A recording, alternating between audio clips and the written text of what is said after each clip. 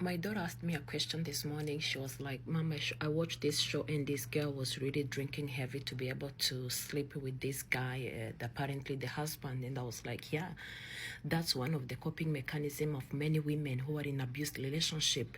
You know, the only way you can be able to have intimacy or call it, sleep with your partner most of the time is if you take alcohol. So when you see a woman that is really drinking heavily once in a while and that was not her own way of doing things, don't be so quick to judge.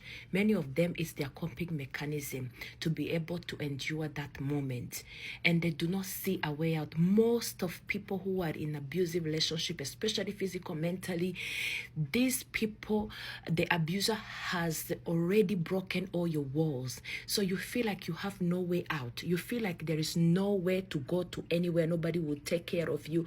My ex used to tell me that I'm an old cargo, nobody else will care for me, nothing like that. So those thoughts, he fed them into my head all the time, and I was like, you know what, let me keep staying here. But at the end of the day, you realize that when you look back, you were stronger. There's something that the abuser is aware of, that you were stronger when you realize who you really are.